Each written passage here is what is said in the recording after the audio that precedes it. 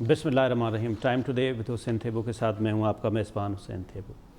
آج کی خاص خبریں آج کی پروگرام میں ہم ڈسکس کریں گے کہ نیب آرڈیننس جو آ رہا ہے یہ واقعی صحیح آ رہا ہے یا پی ٹی آئی کی حکومت کا جو سلوگن تھا کہ ہم انصاف سب کے لیے، ان کا نام تھا انصاف سب کے لیے، کیا اس آرڈیننس یہ جو نیب کا آرڈیننس آ رہا ہے اس میں انصاف سب کے لیے ہوگا یا انصاف پک اینڈ چوز ہوگا؟ نیب کے چیئرمین کو اپائنٹنگ اتھارٹی کو چینج کرنے سے کیا فرق پڑے گا یا یہ ٹھیک ہے نیب کی appointment authority with the recommendation of president of Pakistan ہونی چاہیے؟ ان تمام باتوں پہ ہم ڈسکس کریں گے. اس پہ ہم خصوصاً ڈسکس کریں گے کہ جو گورننس ہے اور لیڈرشپ ہے اس میں کیا فرق ہے. کیا بہترین لیڈر ایک بہترین گورننس بھی جانتا ہے یا نہیں جانتا؟ اس وقت جو ملک میں مہنگائی ہے، مہنگائی کا طوفان آلریڈی آ چکا ہے، لیکن کل فائنانس منسٹر نے فرمایا کہ عوام کو ابھی تیاری کرنی چاہیے کیونکہ تھوڑی سی مہنگائی اور ہوگی. تو تھوڑی سی مہنگائی یہ کہاں تک ہوگی؟ یہ آئی ایم ایف کے کیا ٹرمز اینڈ کنڈیشنز تھے جس کے تحت ہم سارا کچھ مہنگائی کی یہ سارا طوفان آ رہا ہے؟ تمام باتوں کے ڈسکس کرنے کے لیے ہمارے ساتھ مستند پینل ہے. سب سے پہلے فضل کریم دادا بھائی صاحب جو سینئر اینالسٹ ہیں، کالمسٹ ہیں. سر آپ کا بہت بہت شکریہ، آپ نے ہمیں ٹائم دیا. اس کے ساتھ ساتھ غزالہ سیال صاحبہ جو پاکستان پیپلز پارٹی کی ایم پی ہے، میڈم آپ کا بہت بہت شکریہ، آپ نے ہمیں ٹائم دیا. اس کے ساتھ ساتھ سی ای او کلب پاکستان کے سی ای او ہیں جو کوآپریٹ کلچر میں بہت بڑا نام ہے، ان کا سوشل ایکٹیوسٹ ہیں اعجاز ناصر صاحب. سر آپ کا بہت شکریہ. اگر آپ اجازت دیتے ہیں تو ہم آپ سے شروع کر لیتے ہیں. یہ بتائیں سر، آپ لیڈرشپ پہ آپ کے بڑے لیکچر بھی آتے ہیں، آپ اس پہ کتاب بھی لکھ چکے ہیں، آپ بہت سارے آپ کے اس پہ آرٹیکلس بھی آ چکے ہیں. کیا ایک بہترین لیڈر بہترین گورننس بھی جانتا ہے؟ ہمارے جو عمران خان صاحب ہیں وہ لوگوں کا پرسپشن یہ ہے کہ وہ گڈ لیڈر، وہ اچھی بات کرتا ہے، اپنے آپ کو اچھے طریقے سے مینٹین کر رہا ہوتا ہے. عمران خان وہ واحد لیڈر ہے کہ وہ جب دنیا میں موو کر رہا ہوتا ہے تو انٹرنیشنل میڈیا بھی اس کو فالو کر رہی ہوتی ہے. جب ایک دن میں دیکھ رہا تھا سعودی عرب میں خان صاحب وہاں کھڑے ہوئے تھے، خان صاحب نے شلوار قمیص پہنی ہوئی تھی وائٹ کلر کی، اور اس میں وہ اس پہ بڑا کرٹیسزم بھی ہوا کہ وہ پرانے کپڑے تھے اور ان کے ہاتھ میں تسبیح تھی اور ایک چپل تھی. لیکن جو انٹرنیشنل میڈیا وہاں پہ کھڑے ہوئے تھے لوگ، وہ چاہے خواتین ہو مرد ہو، ان کی ایک ہی ویژن تھی کہ یہ جو کنگ کھڑا ہوا ہے ہم اس سے نہ ملیں، ہم ملیں تو عمران خان سے ملیں کیونکہ اس کی پرسنلٹی کا ایک کرشمہ ہے. تو کیا وہ گورننس بھی اسی طرح سے کر رہے ہیں؟ بسم اللہ الرحمن الرحیم. پہلے تو آپ کا بلانے کا شکریہ، اور میرے ماشاءاللہ بڑے انٹلیکچوئل دوست ساتھ بیٹھے ہیں تو چراغ دکھانے والی بات ہے سورج کو. لیڈرشپ میرا ایک سبجیکٹ ہے، پچھلے 25 سال سے میں لیڈرشپ پڑھتا بھی ہوں، پڑھاتا بھی ہوں، کتابیں بھی لکھی ہیں. اور خان صاحب کے کانٹیکسٹ میں بعد میں آتا ہوں. پہلے ایک بیسک ہمیں کانسیپٹ لے لیں واٹ از لیڈرشپ. جی پلیز. اور اس کے اوپر کہتے ہیں کہ گوگل پہ ہر 6 منٹ کے بعد ایک لیڈرشپ کی کتاب اپلوڈ ہوتی ہے. مطلب اس پہ اتنا لکھا جاتا ہے، دنیا کے ہر یونیورسٹی میں ریسرچ ہو رہی ہوتی ہے. اگر ساری دنیا کی ساری کتابوں کو اکٹھا کیا جائے تو ایک شعر ہے اقبال کا جس میں لیڈرشپ بیان ہوتی ہے. ٹھیک. نگے بلند سخن دل نواز جان پر سوس، یہی کا رکھتے سفر میرے کارواں کے لیے. یعنی کہ 3 ایسی کریکٹرسٹکس ہیں جو کہ لیڈر کا بیس ہے. آپ دنیا کی ساری کتابیں اٹھا لیں، کنکلوڈ ان تینوں پہ ہوگا. کیا جی؟ نگے بلند ویژن، ایک لانگ ٹرم ویژن. دوسرا سخن دل نواز، اس کے پاس کمیونیکیشن. اور تیسرا اس کے پاس جان پر سوز، یعنی کہ کمپیشن اینڈ ایمپتھی، یعنی کہ درد وہ لوگوں کا محسوس کر سکے. اب اگر اس کو میں لفاظ میں شکل دوں تینوں کو تو کہتے ہیں کہ leader is a person who takes the tough decisions and take the responsibility of the decisions and take the consequences of the decisions. یہ لیڈر ہوتا ہے. اب لیڈر کا جو ویژن ہوتا ہے اس کو ایگزیکیوٹ کرنے کے لیے ایک مینیجر چاہیے ہوتا ہے. تو دیر اسٹارٹ گورننس اسٹارٹس. اب ہوتا کیا ہے کہ لیڈر ایک ویژن دیکھتا ہے، ویژنری ہوتا ہے. لیڈر کے ویژن کو ایگزیکیوٹ کرنے کے لیے ایک مینیجر ہوتا ہے. اور بدقسمتی سے جب آپ کا سوال کی طرف میں آ رہا ہوں، اس کا جو اصل جو کرکس ہے وہ یہ کہ ہم پاکستان میں ہمارے پاس لیڈرز بہت ہیں، مینیجر تھوڑے ہیں سر. اور وی آر ناٹ پور ان ریسورسز، وی آر پور ان گڈ مینیجرس جو کہ چیزوں کو ایگزیکیوٹ کر سکے، چاہے وہ بیوروکریسی میں ہو چاہے وہ کارپوریٹ میں ہو. ایون کارپوریٹ کے اندر کارپوریٹ گورننس کا ایشو ہے، اور پالیٹکس میں آپ چلے جائیں، سرکار میں چلے جائیں، بیوروکریسی میں، سر ان کے پاس وہ ویژن نہیں ہے، وہ ایگزیکیوشن سکلز نہیں ہے. ایک ویژن ہوتا ہے کہ ایگزیکیوشن ہوتی ہے. یاد رکھیے گا ایگزیکیوشن مینیجر کرتا ہے. اور گورننس کا تعلق. اور آخری بات آج اس سوال کا جو کنکلوڈنگ پارٹ ہے, پھر میرے فاضل دوست بیٹھے ہیں سر, جو گورننس ہوتی ہے نا, جو مینجمنٹ ہوتی ہے, اس کی 5 بیسک پرنسپلس ہیں سر. اگر وہ آپ کا یہ ٹیسٹ لٹمس ٹیسٹ دے رہا ہوں آپ کو, آپ ٹک کر لیں, جو بھی وہاں بیٹھا ہوا ہے, چاہے وہ لیڈر ہے چاہے وہ مینیجر ہے, 5 چیزیں کر رہا ہے تو ہی از اے مینیجر اور از اے گڈ لیڈر, ادروائز سب ایک الوژن ہے, دھوکھا ہے. پہلا سب سے پہلے ہوتا ہے میرٹ کلچر. پہلا کیا ہے جی, گورننس کا پہلا پرنسپل کیا ہے جی, میرٹ کلچر. وہ ایک کلچر کا نام ہے, جو ہوتا ہے نا, آپ گورننس پوچھ رہے ہیں. سیکنڈ ہوتا ہے پرفارمنس کلچر. تیسرا ہوتا ہے رسپانسبلٹی کلچر. چوتھا ہوتا ہے equal employment equal opportunity culture. اور لاسٹ میں ہوتا ہے امپاورمنٹ ڈاؤن دا لائن. مطلب آپ اگر اچھے سی او ہیں, اگر آپ نے اپنا نمبر 2 پروڈیوس نہیں کیا تو پھر آپ نالائق سی او ہیں. تو سر یہ 5 بیسک پرنسپلس ہیں. میرٹ جہاں ادارے میں آ جائے, ملک میں آ جائے, قوم میں آ جائے, گھر میں آ جائے, دنیا بدل جاتی ہے. اس کے بعد کیا پرفارمنس, کہ آپ کی پرفارمنس کے جو KPIs ہیں وہ ڈیفائن ہونے چاہیے. اس کے بعد آپ کی رسپانسبلٹی ہونی چاہیے, آپ کے پاس امپاورمنٹ ہونی چاہیے. یہ 5 اور ایکول اپرچونٹی. یہ نہیں کہ آپ ایک امیر سے ہیں یا فوجی کے بچے ہیں یا ایک کسان کا بچہ ہے, سب کے لیے اگر ٹیلنٹ ہے تو اپرچونٹی سب کے لیے سیم ہونی چاہیے. سر جب اس پروسیس سے ذریعے کوئی بچہ آتا ہے, پاکستان آرمی کی میں ایک گڈ ایگزامپل دیتا ہوں.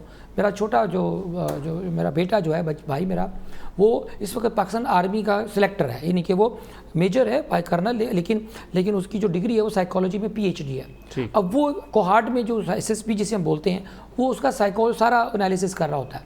ان کے پاس اتنے ٹولز ہوتے ہیں ٹف, کہ وہ آپ کو پتہ ہے کہ اگر ایک بندہ 20-30 سال بعد فوج میں جنرل بن جائے, اگر اس کے اندر کوئی ایسا اس نے غلط حرکت کر دی تو وہ رپورٹ جو 20 سال پہلے لکھی گئی تھی وہ سامنے لانی پڑتی ہے کہ اس کو ہائر کہیں غلط تو نہیں کر دیا.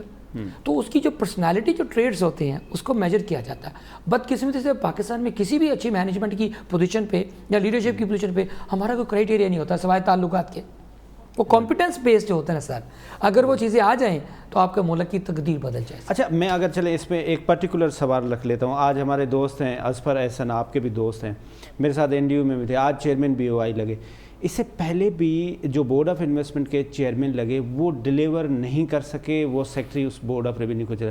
تو ایسا کیا وہاں پہ پرابلم ہے کہ بورڈ آف انویسٹمنٹ کو ایک کمپیٹنٹ آدمی نہیں چلا پا رہا؟ اب اظفر جیسا آدمی ہے, I am sure Azfar is a competent person, تو اس کو ڈیلیور کرنے میں کیا کیا ایشوز آتے ہیں؟ یہ میرا دل کی, آپ نے نا, ایسے لگتا ہے مجھے آپ نے دل کی آواز پوچھی ہے.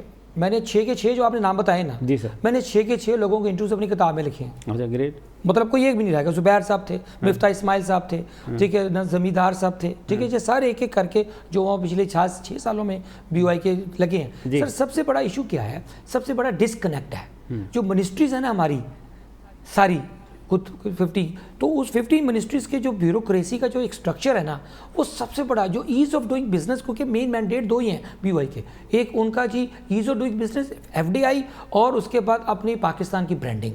یہ 3 ان کا ایجنڈا ہے بورڈ آف انویسٹمنٹ کا, جو اصل میں ان کا مینڈیٹ ہے. ٹھیک, کیا بولا جی, ease of doing business, number 2 کیا بولا, FDI foreign direct investment in the country کتنی آئی, اور تیسرا پاکستان کا جو امیج ہے, سافٹ امیج ہے, انہوں نے کتنا باہر لے کے آئے. یہ بڑے 3 کرٹیکل ان کے اینگل ہیں. ہوتا کیا ہے کہ یہ سارے جو لوگ ہیں جن کی میں 50 منسٹریز ہیں, ان کی جو بیوروکریسی ہے, سر آپ کا سوال کا جواب, یہ سب سے بڑی ہرڈل ہے. اور جو بھی بندہ کارپوریٹ سیکٹر سے آتا ہے, بیوروکریسی کا وہ گریڈوں والے پہ پھنسے رہتے ہیں. الٹیمیٹلی جو سب سے بڑا گریڈ ہو تو اس کی مانی جاتی ہے, جو کارپوریٹ والا بندے کا کلیش ہو جاتا ہے. تو سولوشن کیا ہے؟ ابھی ریسنٹلی آتف صاحب چلے گئے ادھر سے, بہت کمپیٹنٹ آدمی جو عسکری بینک کے پریزیڈنٹ تھے. بالکل سر, اس کا سولوشن یہ ہے, آپ نے بولا کہ اگر پرائم منسٹر یا ہماری جو منسٹری آف اس وقت رزاق داؤد کے انڈر آتا ہے BOI, پتہ ہے نا آپ کو ٹیکنیکلی, اب وہ یہ ہوتا ہے کہ جب تک وہ ایک سارے پیج پہ نہیں آئیں گے, جیسے ہماری سرکار پہ ایک پیج پہ چل رہی ہے, جب تک ساری منسٹری کو ایک پیج پر نہیں لایا جائے گا, اور وہ ایک سیریس جو ایک message from the prime minister کہ جناب جو بھی انویسٹر آ رہا ہے اس ملک میں, اگر ہم نے فیسیلیٹیٹ نہیں کیا, اور انویسٹر 3 طرح کے ہیں, یاد رکھیے گا. ایک انویسٹر ہے جو لوکل ہے, انفارچونیٹلی ہم اس کو اگنور کر دیتے ہیں, صرف FDI تو اگلا اسٹیپ ہے. پہلے جو لوکل انویسٹرز ہے, پھر ریجنل, پھر انویسٹر ہے, اس کے بعد پھر انٹرنیشنل انویسٹر ہے. 3 طرح کے انویسٹرز ہیں. اچھا چلے, میں اسی سے سوال سے آگے کر لیتا ہوں. آپ انٹرسٹنگ بات کر رہے ہیں, آپ فرینہ مظہر سیکٹری ہے, وہ بھی آپ کی بڑی اچھی, جی ابھی ہم سب سے وہ ان سے دوست ہیں جی, بڑی اچھی. تو اس میں کیا پرابلم تھا بیوروکریٹیکل سسٹم میں جو ڈیلیور نہیں کر پا رہے تھے؟ سر ابھی آپ کو پتہ ہے کہ میں فیکٹس کی بات کرتا ہوں, آپ کو پتہ ہے پچھلے سال 2 سال 3 سال پہلے چلے جائیں تو FDI کتنی تھی اور آج کتنی, مائنس میں ہے سر. اس طرف ہم بہت کچھ کر رہے ہیں, تقریریں کر رہے ہیں, ساری اسپیچز کر رہے ہیں اچھی, لیکن انفارچونیٹلی FDI کوئی نہیں آ رہی ہمارے پاس. کیوں کی نہیں آ رہی؟ کہ ہماری پرابلمس بڑے ہیں. 1 ونڈو کا جو کانسیپٹ ہے وہ ناکام ہو گیا ہے. کہ ہم 1 ونڈو میں یہ سارے مسئلے حل ہو جائیں گے، نہیں ہوتا سر.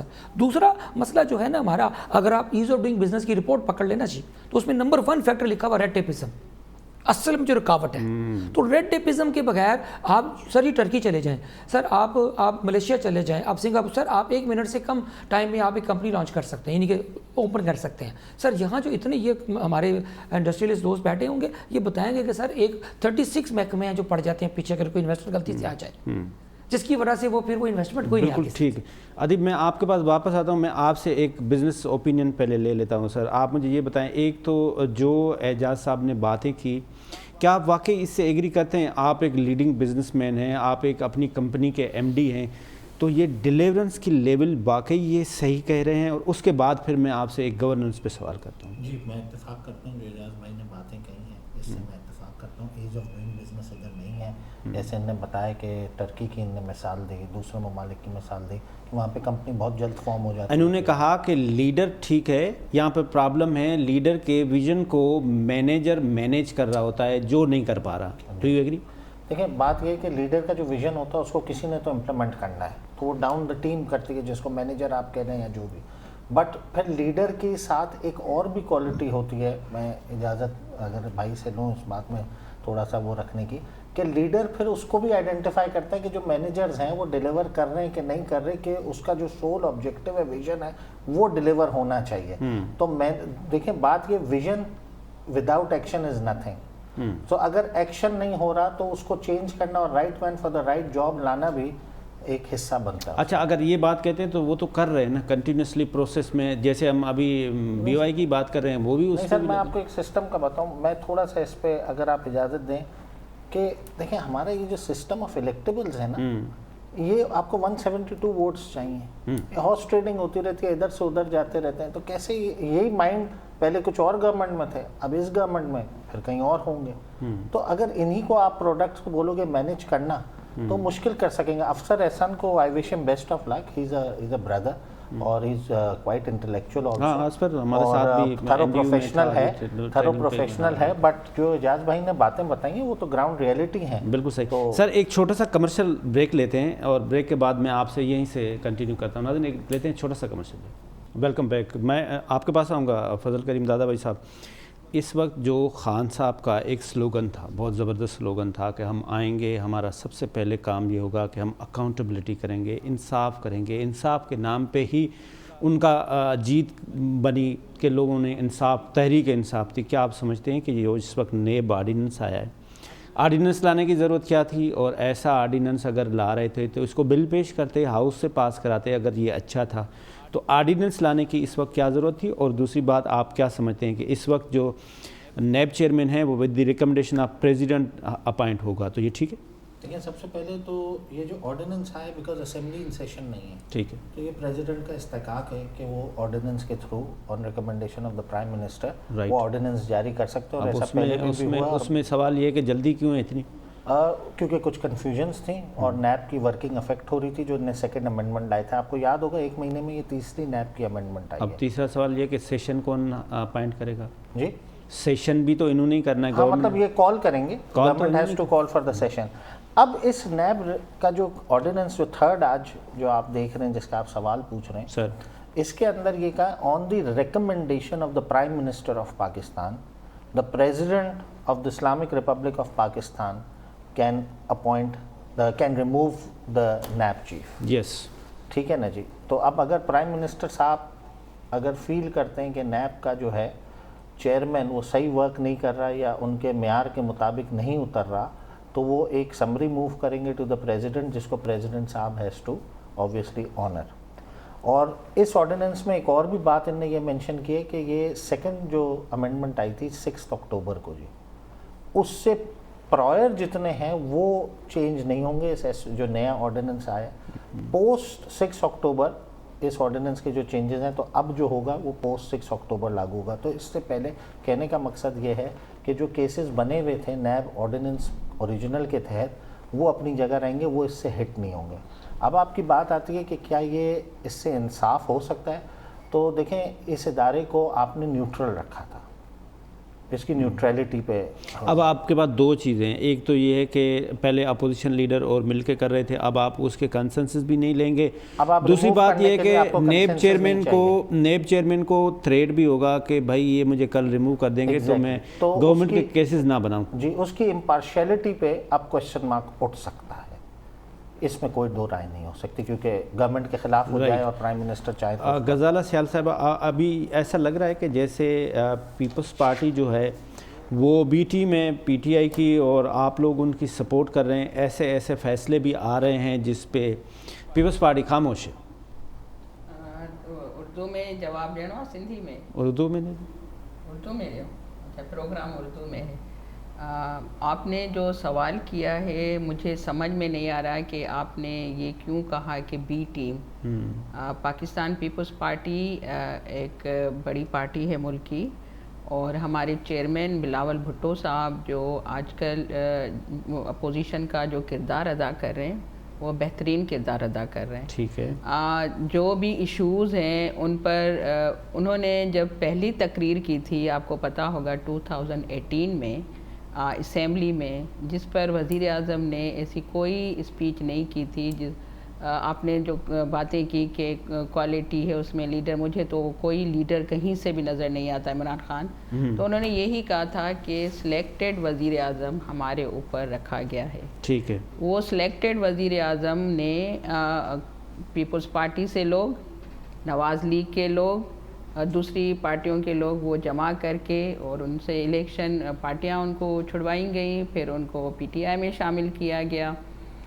مجھے آپ بتائیں کہ ان کا کون سا ویژن ہے وزیر اعظم کا, عمران خان کا, جو ملک چلانے کا, ایک کرکٹ کھیلنے والا بندہ, اس کو آپ آ کر بٹھا دیں وزارت عظمیٰ پر, اور روزانے وہ آپ کو بتائے یو ٹرن لے روزانہ کی بنیاد پر, اور جب ان پر پریشر پڑا تو اس نے یہ کہا کہ ہم تیاری سے نہیں آئے, میرے جو وزراء ہیں, یا سیدھی اس نے کہا کہ نااہل ہیں. جب ظاہر ہے تم وزیر اعظم یا عمران خان نااہل ہے تو ظاہر ہے اس کی ٹیم بھی نااہل ہے. لیکن پیپلز پارٹی اپنا کردار ادا کر رہی ہے, اپوزیشن کا کردار. ابھی بھی آپ نے دیکھا کہ مہنگائی پر ہم نے کتنے احتجاج کیے, پورے پاکستان پر احتجاج ہوئے, پورے پاکستان سراپا احتجاج تھا کہ مہنگائی جو ہمارے ملک میں ہے وہ ہماری جو پاورٹی اور لو لائن ہے ہماری وہ نیچے جا رہی ہے. ہمارے لوگ جو ہیں پہلے 1 کروڑ تھے, اب تو میں سمجھتی ہوں 22 کروڑ لوگ میں چند لوگ ہوں گے جو خوشحالی کی لائف گزار رہے ہیں, باقی سب کی حالت بڑی خراب ہے.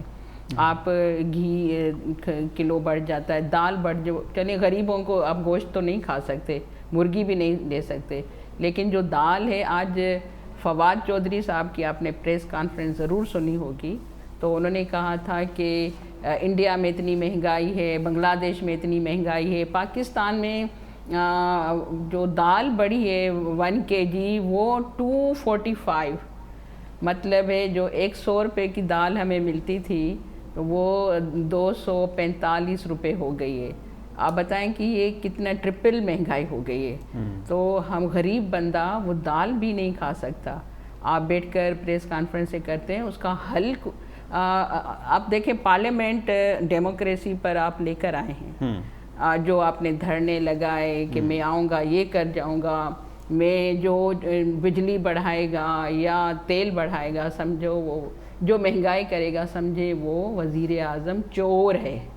تو ہم یہ سمجھے نا کہ جو اب بجلی مہنگی کر رہے ہو, تیل مہنگی کر رہے ہو, تیل مہنگا ہو رہا ہے, ہر چیز مہنگائی میں بڑھتی جا رہی ہے, تو ہم یہ سمجھیں گے کہ عمران خان چور ہے, وزیر اعظم چور ہے. یہ ہم اس پہ بعد میں آپ سے بات بھی کرتے ہیں. نہیں, بات یہ ہے کہ آپ نے کون سی ان کے لیے لیڈرشپ کی کوالٹی, مجھے تو کہیں سے لیڈر کی آپ بار بار بات کرتے ہیں کہ ایٹمس ہو گیا, صوبہ اب ہو, تو اب آپ کی کوئی ذمہ داری نہیں ہے. دیکھیں جب مہنگائی, جو ہے وہ میں آپ سے واپس آگے اس پہ ہم جب مہنگائی بڑھتی ہے تفصیلاً بات کرتے ہیں. آپ نے بتا نہیں, دیکھیں 3 سال ہو گئے, میں آپ سے 3 سال ہو گئے, کسی مزدور کے پیسے بڑھائیں آپ نے, کسی مزدور کی تنخواہ, اس پہ آتے ہیں, اور کتنے لوگوں آتے کو ہیں تو آپ نے اس بے سے آپ روزگار نے کیا کیا ہے۔ کر لیا؟ جو مزدور سے تنخواہ بڑھا دی تو اس سے آپ نے مہنگائی تو نہیں ختم کر دی؟ دیکھیں مہنگائی آٹومیٹک میں آپ کے پورے بعد اوپر واپس سے آتا آ جاتی ہے۔ ہوں، میں ادھی آپ کے بعد واپس آتا ہوں۔ اعجاز ناظر صاحب، یہ جو مہنگائی ہے اس کا ڈائریکٹ ریلیشن کس سے ہے؟ کیا یہ ڈالر کی فلیکچویشن سے ہے؟ کیا یہ فیول پرائسز سے ہے؟ کیا یہ بیڈ گورننس سے ہے؟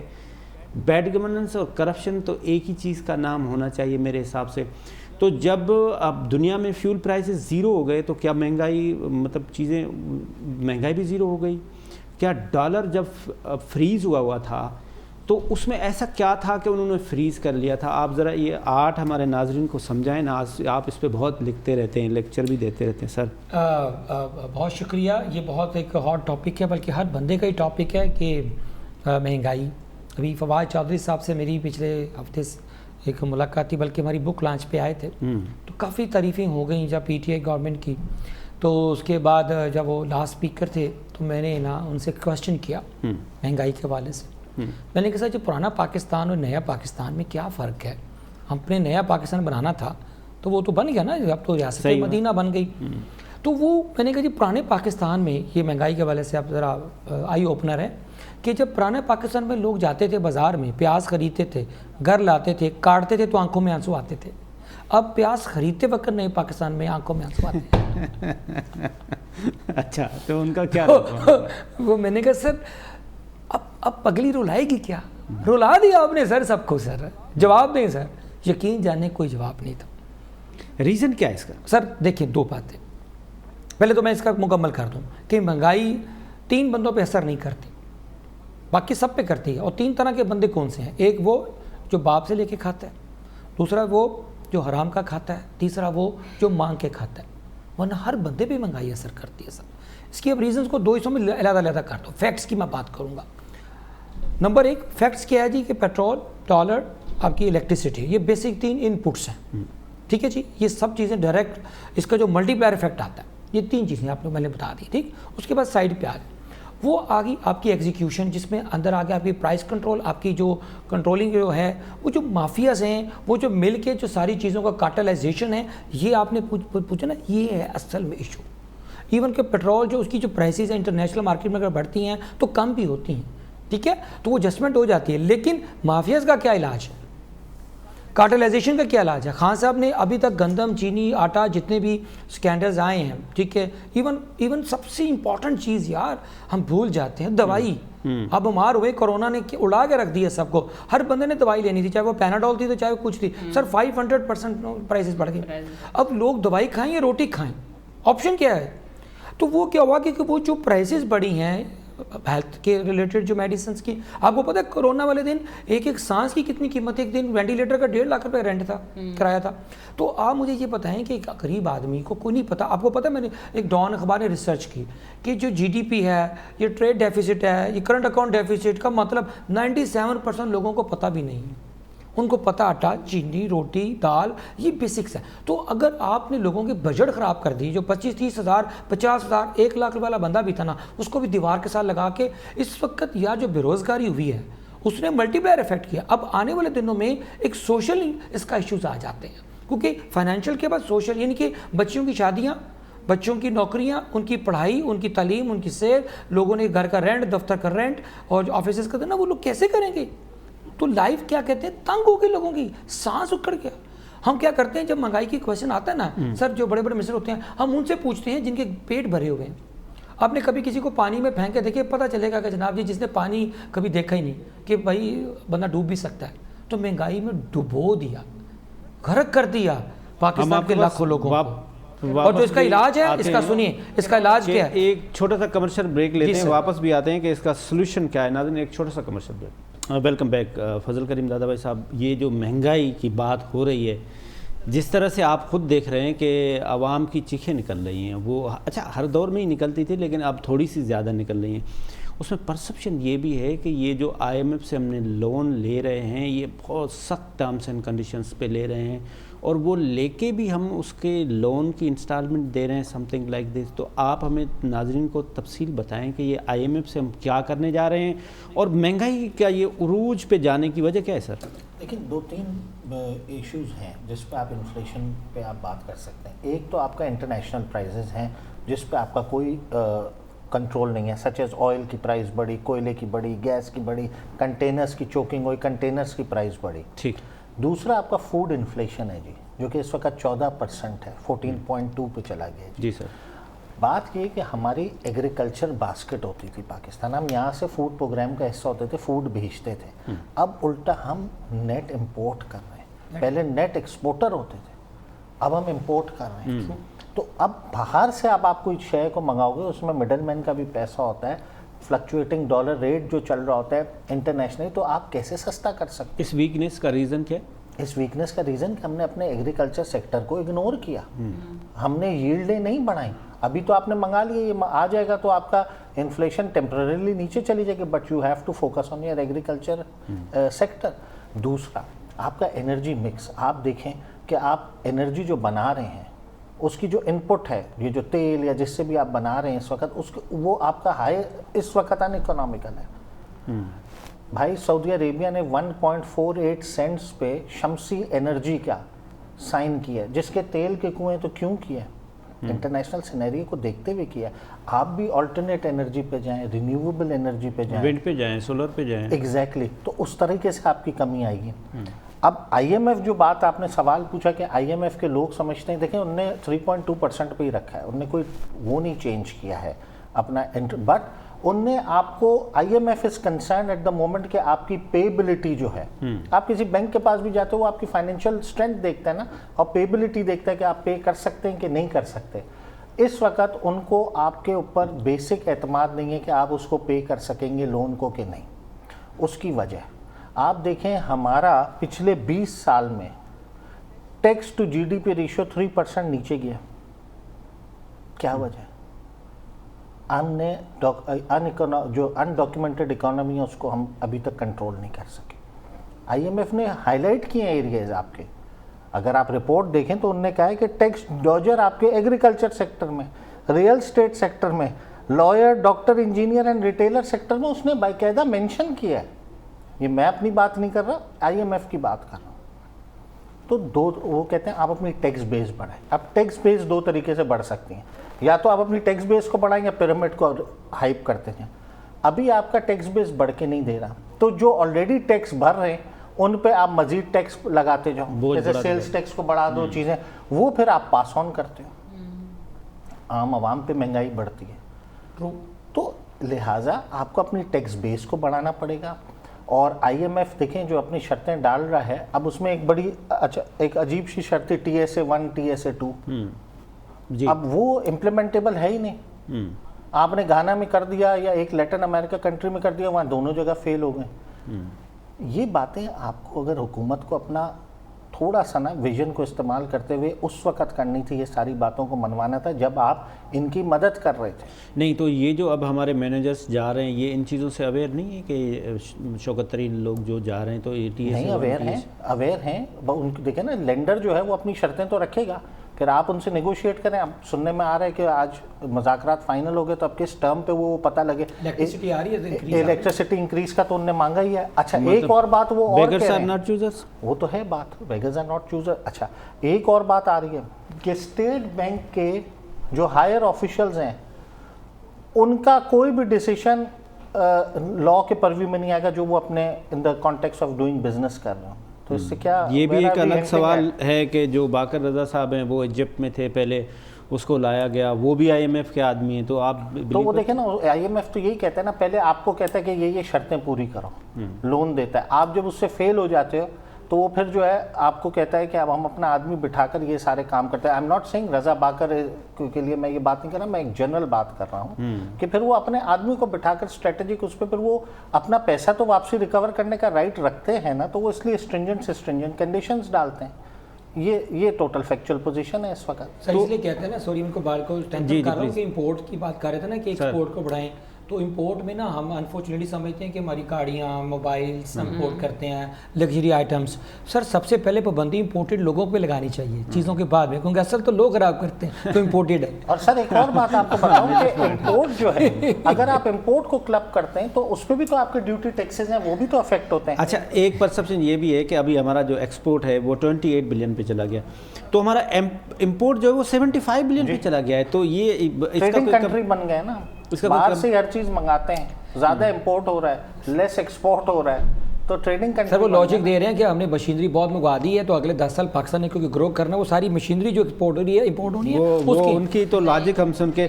ادھی آپ یہ بتائیں کہ جو ہم بات کر رہے تھے کہ جو مہنگائی ہے یہ پروونشل سبجیکٹ بھی ہے, جو ہمارا ڈپٹی کمشنر ہے, جو ہمارا فوڈ انسپیکٹر ہے, جو ہمارا کرپشن کا سسٹم ہے, وہ بھی مہنگائی کو انفلیشن میں دیکھیں آپ سارے الزامات جو ہیں کیونکہ پیپلز پارٹی اپوزیشن میں اس پر لگائے جا رہے ہیں. نہیں اپوزیشن میں کہا, پیپلز پارٹی تو گورنمنٹ میں ہے. میرے بھائی نے کہا کہ ہم گندم اور ہمارا گنا سب سے زیادہ ہوا اور ہم نے شوگر بھی بہت زیادہ مقدار میں بنائی, اور ہمیں یہ تھا امید تھی کہ یہ عمران صاحب کی حکومت جو ہے شوگر کم ہوگی اور شوگر کی قیمتیں کم ہوگی, آٹے کی قیمتیں کم ہوں گی. پھر ہمیں معلوم ہوا کہ شوگر تو باہر ہو گئی, گندم بھی باہر چلی گئی.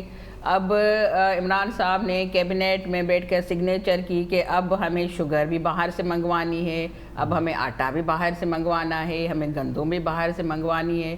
جب آپ چیزیں باہر سے منگوائیں گے اور تیل مہنگا کریں گے تو آپ بتائیں کچھ چھوڑا ہے آپ نے عوام کے لیے؟ جب سب چیزیں آپ نے باہر سے منگوائے اور تیل مہنگا کر دیا تو آپ بتائیں جب وہ اسٹور پر آئے گا تو لوگ وہ کتنی مہنگی چیزیں ہو جائیں گی, وہ تو آٹومیٹک مہنگی ہو جائیں گی. تو آپ سارا الزام لگا رہے ہیں کہ سندھ حکومت ایسے کر رہی ہے, پنجاب حکومت نے 10 روپے کلو آٹا دیا ہے اور سندھ حکومت نے 20 روپے آٹا دیا ہے. تو آپ بتائیں کوئی آپ کے پاس کوئی ویژن, کوئی کوالٹی, کوئی ذہن ہے کہ آپ پہلے چیزیں اپنے ملک میں اگتی ہیں پھر آپ باہر سیل کر دیتے ہیں, پھر باہر سے منگواتے ہیں, تو اس کا اثر ظاہر ہے آٹومیٹک عوام پر پڑے گا.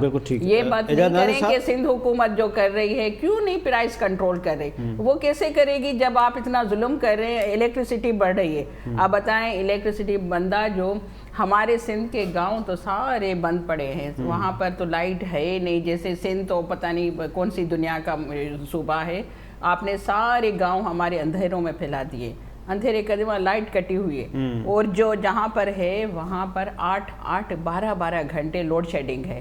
تو پھر بل بھی دیں.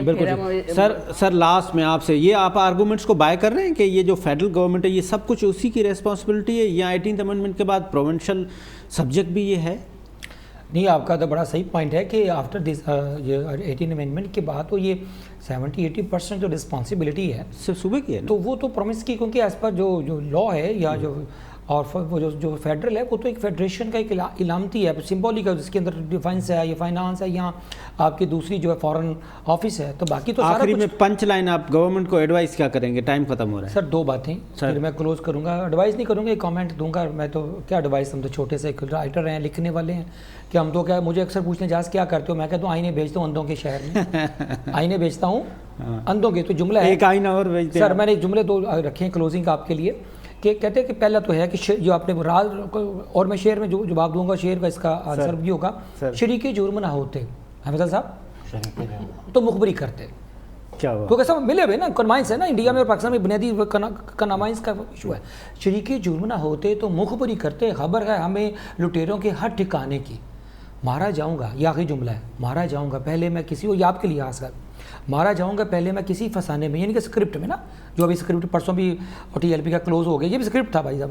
مارا جاؤں گا پہلے میں کسی فسانے میں, پھر مارا جاؤں گا میں حقیقت میں, میں چپ رہا تو میرا ضمیر مجھے مار دے گا, گواہی دی تو عدالت میں مارا جاؤں گا.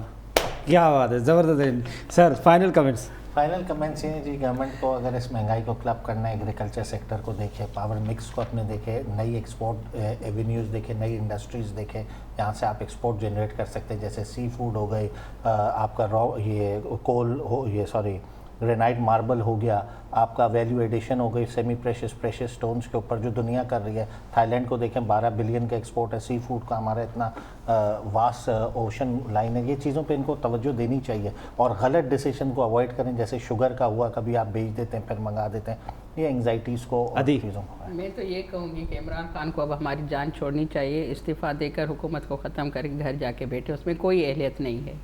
राइट नाज़रीन, आज के साथ इसके साथ आज का प्रोग्राम ख़त्म हुआ और एजाज साहब का जो आखिरी शेर था मैं उसके साथ मैं अपनी कंट्रीब्यूशन करता हूँ।